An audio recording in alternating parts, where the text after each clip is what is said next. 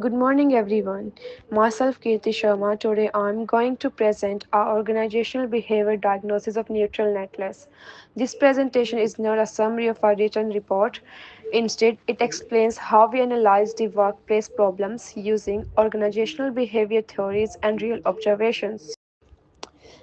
Now, moving forward to slide 1, this presentation focuses on four connected issues that are poor leadership, employee stress, behavior problems, and ethical breakdown. Our analysis is based on observed workplace behavior and evaluated using established organizational frameworks. The aim of this presentation is explain how dysfunctional behavior developed over time and to justify our conclusions using evidence based reasoning. Now, moving forward to slide 2, in this slide, we're going to talk about diagnostic findings. Our main finding is that leadership in this organization is fear based. Supervisors use public criticism, dominance, and emotional pressure instead of respectful performance management. As a result, employees do not feel psychologically safe. They become defensive, withdraw from communication, and show visible signs of stress. Over the time, this stress builds into emotional exhaustion. Employee begins to react aggressively not because they are bad workers but because they feel mistreated and ignored for a long time. This shows a clear cause and effect relationship. Abusing leadership creates emotional overload. That's really bad.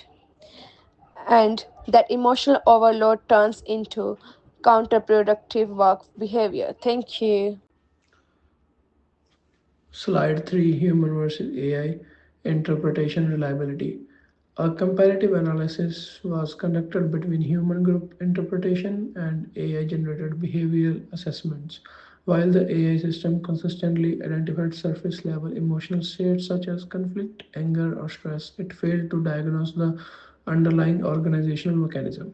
The AI interpretations lacked recognitions of the power asymmetry, leadership, casualty, and escalation dynamics. Emotional reactions were treated as isolated incidents rather than the consequences of systematic dysfunction. In contrast, human analysis integrated context, authority relationships, and temporal progressions.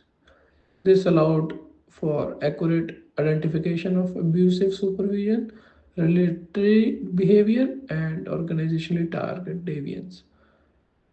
The conclusion is that AI tool may assist in detecting effective cues, but they are unreliable for diagnosing complex, power-driven organization behavior without for intervention blueprint.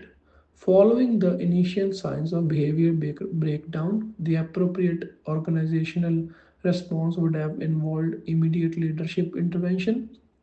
This includes removal of the supervisory authority, formal investigation of leadership conduct, and the activation of psychological safety mechanism. Failure to intervene at this stage effectively legitimized intimidation and reinforced fear-based control, increasing the likelihood of behavior escalation. As the situation deteriorated, intervention priorities should have shifted towards crisis management and recovery. Behavior contamination alone is insufficient in the presence of emotional exhaustion. Burnout recovery requires rebalancing job demands and resources along psychological support and workload stabilization.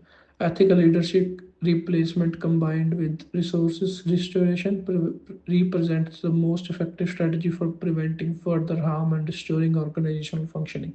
Thank you. Is recommendation for termination. The analysis supports a decisive recommendation for termination of the primary supervisory authority.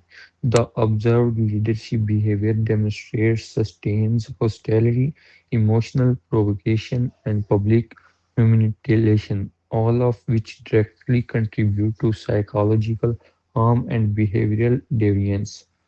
Such conducts exceed the threshold for corrective coaching. The severity, reputation, and organizational impact of the behavior indicate the lesser interventions would be ineffective.